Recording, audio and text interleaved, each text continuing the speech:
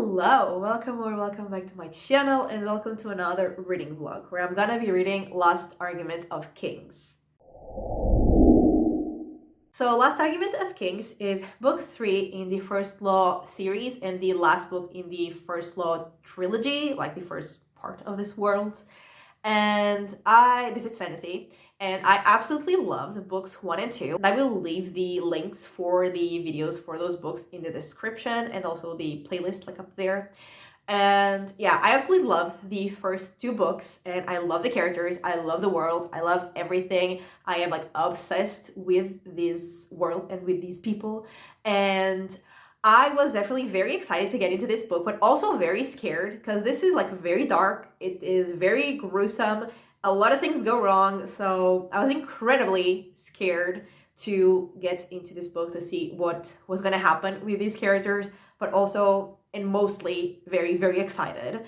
And I just want to say that there are definitely spoilers in this video, and yeah, let's get into it.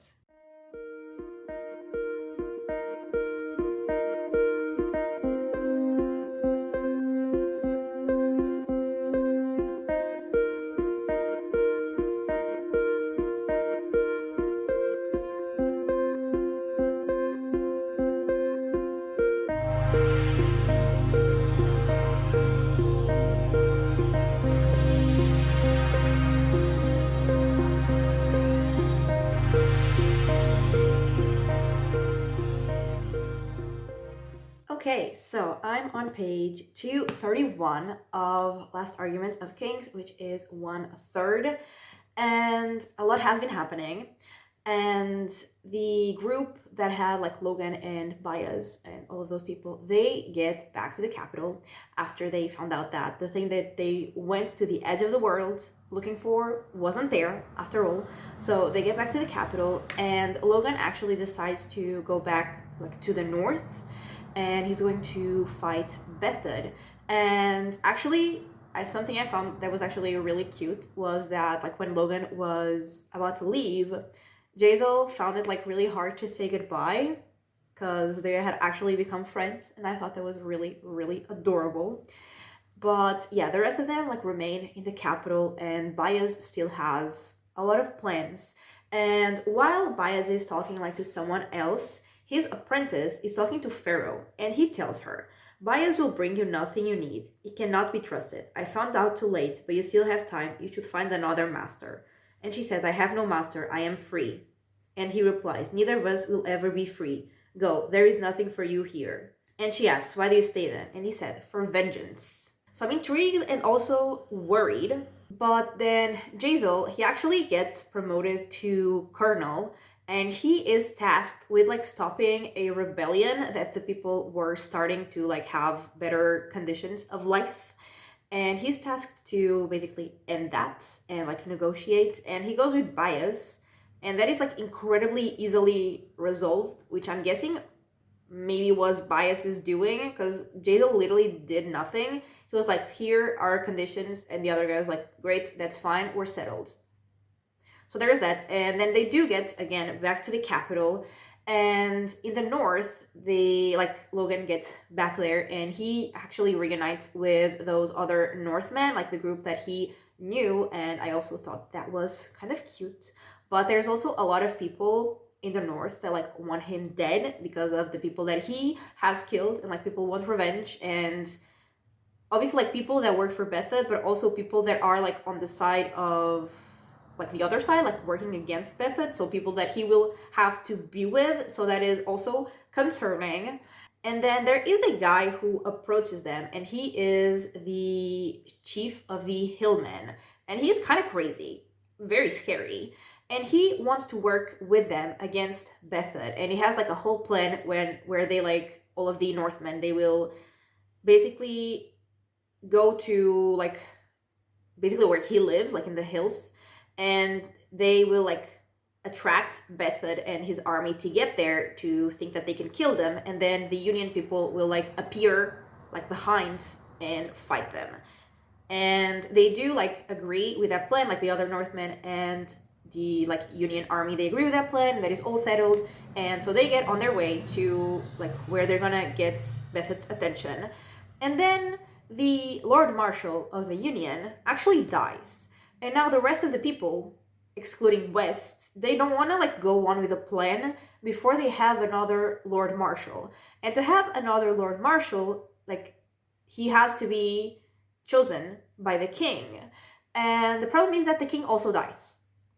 So now they have to choose a new king, so the new king can choose the new Lord Marshal so they can go on with their plan. Or like the Northmen are gonna be screwed because they're just gonna be like there's not gonna be an escape for them and there's not gonna be help coming, so they will be all killed. And then back in the capital, while they're like in the council trying to choose a new king, like they're gonna vote for the new king, and Bias has like a seat on the council. And he, like while they're gonna start to vote, he's like, what if, hear me out guys, what if we chose one of the king's bastards to become the new king? Because then it will still be the same dynasty. He will still be like the king's son. And the others are like, okay, but where are we gonna find a bastard? And he's like, I know one, and he's right here.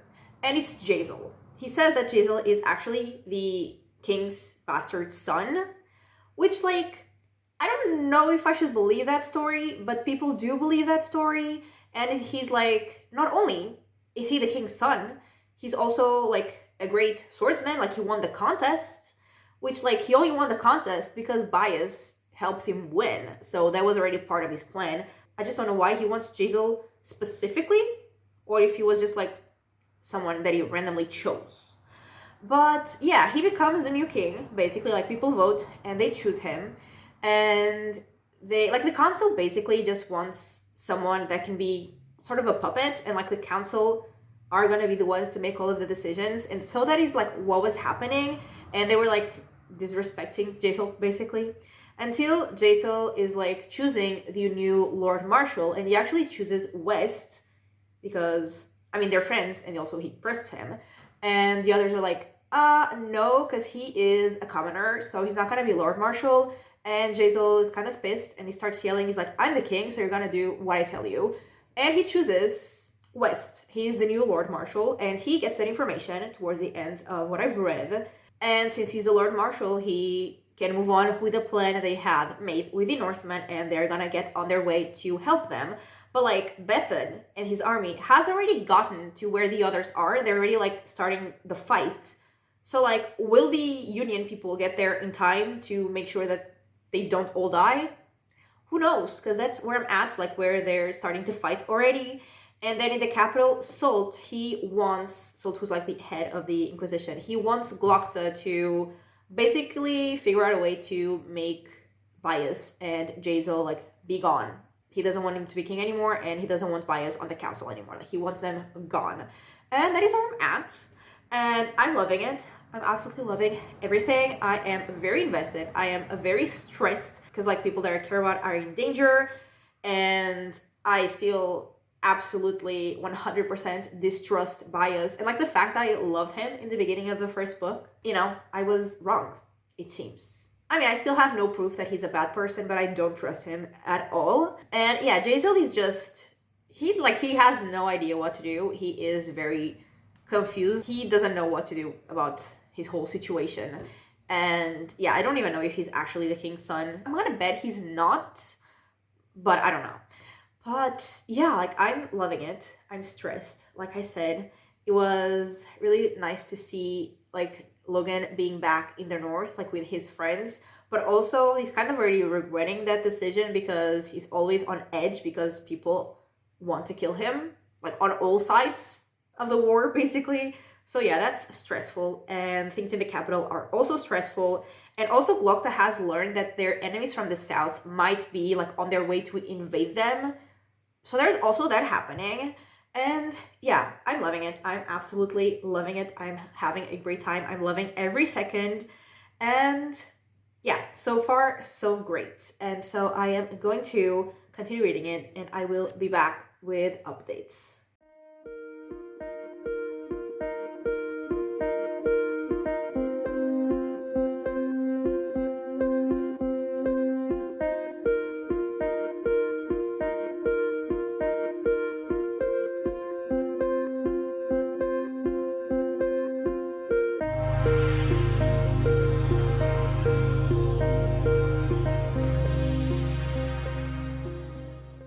Okay, so I am this much into the book, which is page 451, and once again, a lot has happened. And so basically, like in the north, after 7 days of fighting, after 7 days of battle, the army of the Union finally gets there to the north, where the others are already fighting. I think I'm gonna turn on another light because this lighting is not good. Okay, I think that's better. So yeah, like I was saying, they get there after 7 days, and the others, like the Northmen, they were like on their limit. A lot of people had already died, and even the ones that were still alive, like they were really, really struggling because Bethed's army had already like breached their fortress, which wasn't really even a fortress, but yeah, they were like struggling. But after the Union gets there, they do manage to win the war against Bethed. But Bethed and his witch and his champion, who is like a giant, the three of them managed to escape, and like they haven't caught them, but they are going after them because they're pretty sure that they know where they're hiding. And meanwhile, in the capital, Jazel learns that the Gurkish have already invaded their country, and so they ask the army that is like the Union that is in the north, they ask them to go south to fight the Gurkish. So West tells the other Northmen that like they need to leave, that they have been ordered to go south, and like they're already like outside of the place where Bethed is, so they're just, you know, trying to either wait for Bethed to give up, which they don't think will happen, or to just, you know, figure out a way to kill him. And so Logan asks for West to stay like another day, and like to give him a day to kill Bethed or to like imprison him, whatever. And after that day, like if they win, he will go to the south with them and like take some men to fight with the Union to like repay the favor, sort of. And so he, like West agrees, and Logan goes talk to Bethed, and he basically tells him that like the two of them are gonna fight, and that's gonna decide like the future, the fate. So like if Bethed loses, he will be their prisoner, and if Bethed wins, like the army of Union will leave and he'll still have power. And so Bethed agrees, but like he will not be the one fighting, like his champion will fight, and like his champion is, you know, the giant. So Logan will have to fight a giant. And so yeah, they are fighting, and like Logan is struggling like a lot because he's fighting a literal giant. And not only is he a giant, like he has like half of his body, like he can't be harmed on that half of his body because it's like enchanted, and the other half has like armor, so he can't even like find a way to hurt that giant.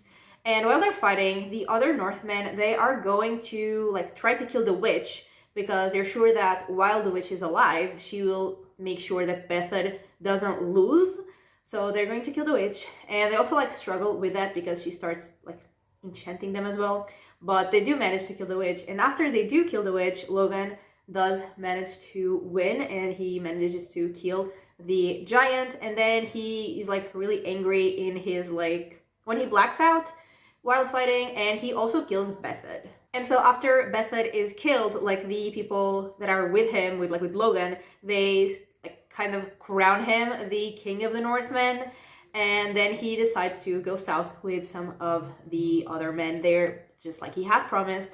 And so yeah, they're going south, and in the capital, the like Glokta is in deep trouble because he's in trouble because his boss Sult has asked him to like investigate some stuff, but other people that he had like it kind of like owes them favors have asked him to like do the opposite, and they're both like very important, very powerful like institutions. So he's like really struggling, and he actually goes ask for help from like a very unlikely person because it's someone that he also didn't like.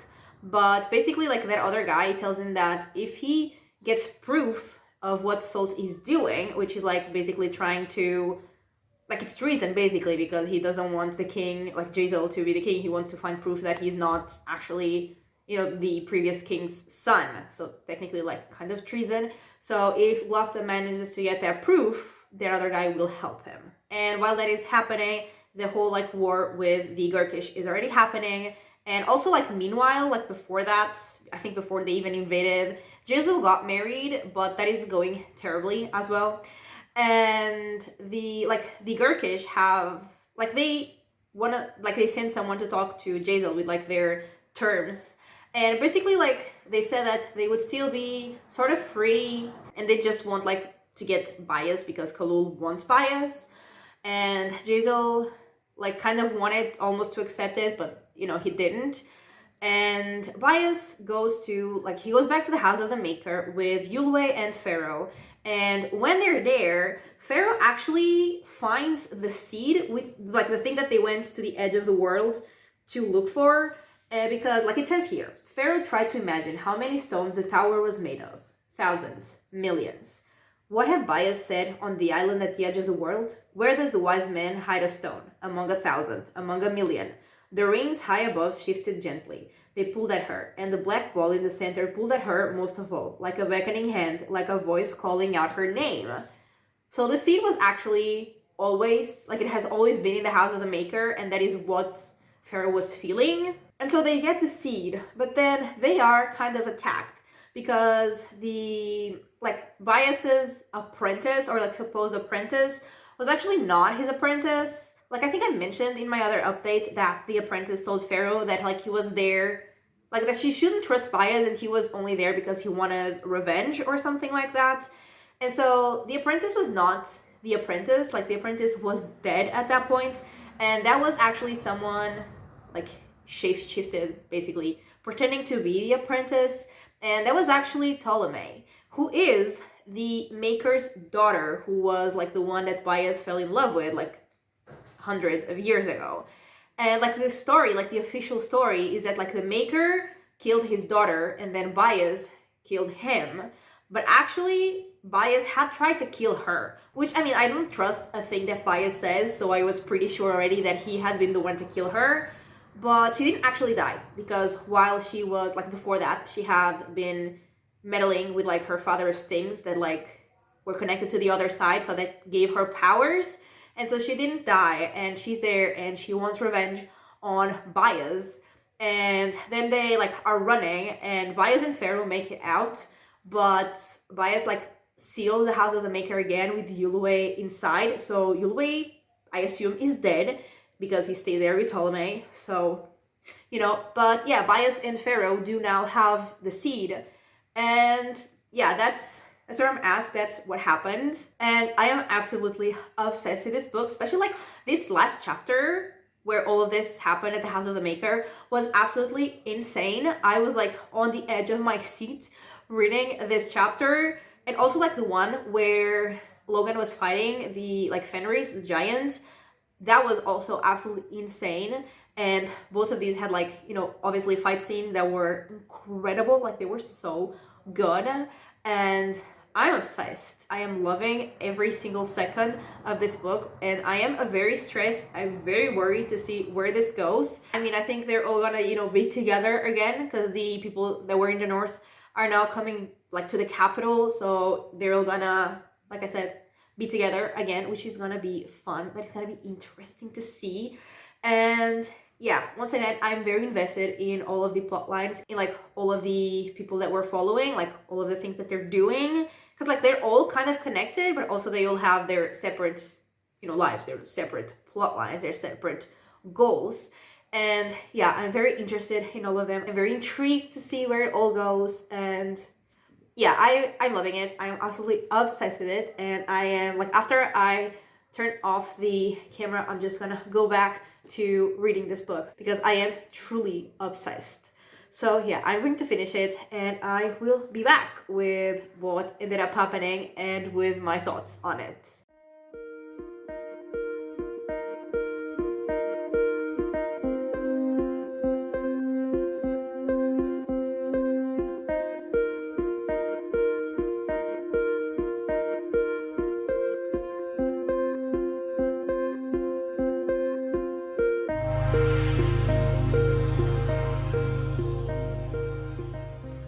Okay, so I have finished the book, And when this last third starts, the Union is like losing badly against the Gurkish, but then the like army that was in the north and some of the Northmen get there to try to help, but like it's still going like pretty badly.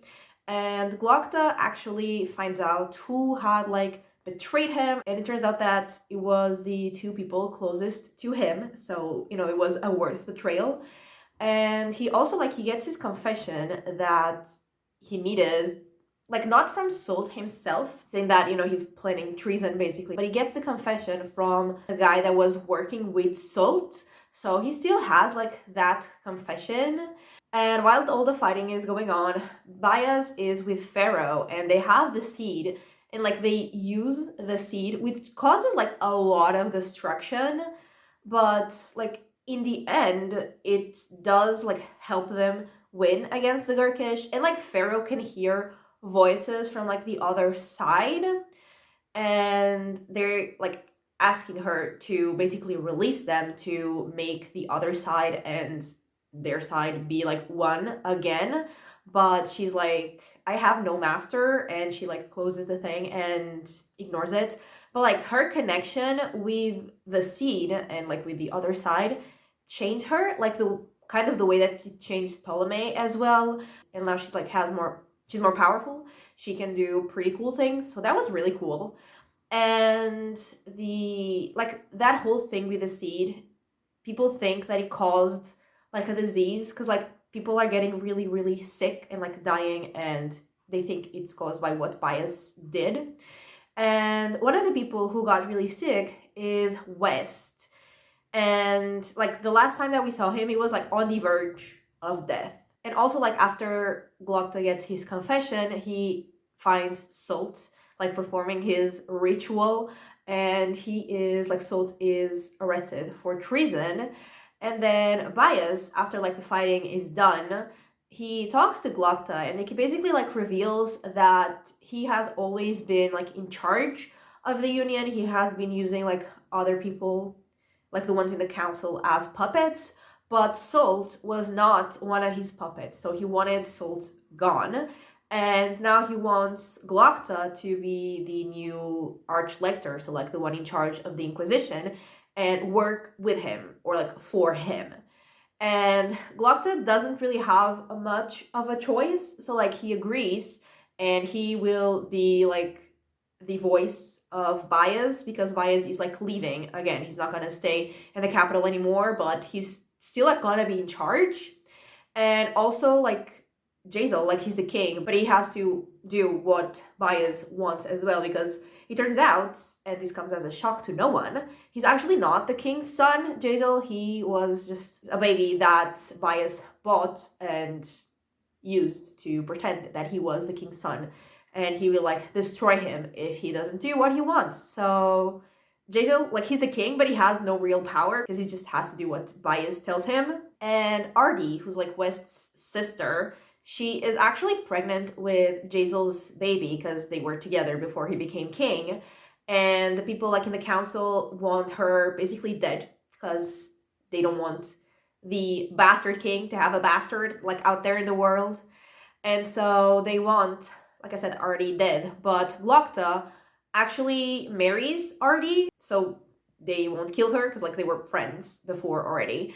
And so Glokta's married, and West, like I said, he's like on the verge of death. The last time we see him is when Glokta goes to visit him because they were friends as well.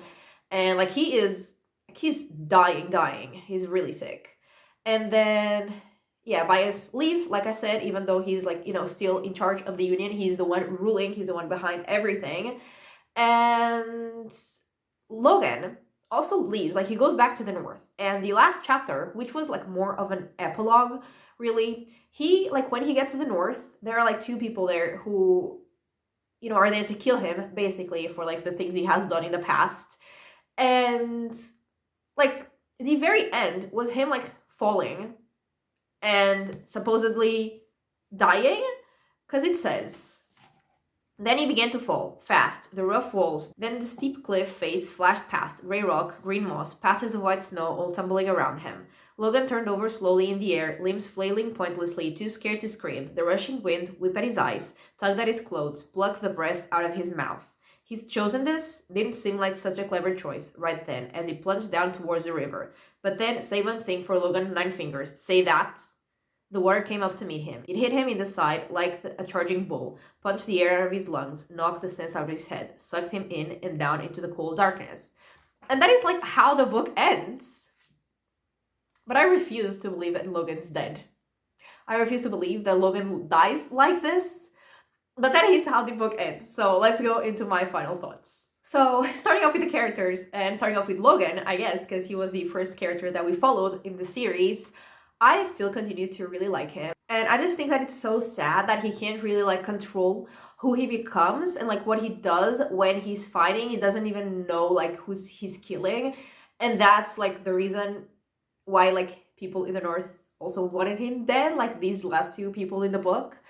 And yeah, like that's pretty sad, but it was really cute when like he was with Jazel, because like he reunited with Jazel when he was in the capital, which was really cute as well, by the way. And also like he was saying that like he kind of regretted going to the North, because it's not like he liked the people that he was with when they went to the edge of the world more, but like he liked who he was more when he was with them. And I thought that was really cute. And he's asking Jazel, like he asked him, am I a bad man? And Jazel like, what the fuck, you're the best man that I know. And I thought that was really cute. But anyway, I continue to really like him, and he's still very iconic in all of his fight scenes. And like I said, I refuse to believe that he died in that way. I just refuse to believe that. Maybe he did, but I still refuse to believe it, and I will continue being in denial until I have proof that he is actually dead. Then Bayaz, he's truly like a manipulative asshole, for sure, but he is definitely like an incredibly interesting character to follow. And like throughout the series, we learned so much like from him, like the history, even though like we know that some of the things that he was saying, like he was lying about, but we still learn like a lot about the past and about the history and about like the magic from him. So like his chapters are really, really interesting. But yeah, he's definitely an asshole. Jazel like definitely grew on me throughout the series, and he ended up being a much better person than he was like in the first book. But I feel like it sometimes annoyed me for being like such an idiot and like so gullible. But I still did end up liking him in this book. I definitely did like him. And like, I guess I like that he's king, but also he doesn't really have any real power. So that kind of sucks. But, you know, as a person, as a character, I feel like he had a good development, and I ended up liking him for sure. And then West, I really liked his interactions with like the Northmen, and I like to see him in charge, like being the Lord Marshal. That was really cool. And I also liked that he like made peace with his sister. And I think it's safe to assume that he's dead. So I'm kind of sad about that, because I liked him, not like fully liked him, but I mostly liked him. So I guess it's sad that he's dead, but like I said, I'm happy that he made peace with his sister at least. And, you know, he had his moment of glory, I suppose, being the Lord Marshal. And Glokta, he was like absolutely iconic this whole book.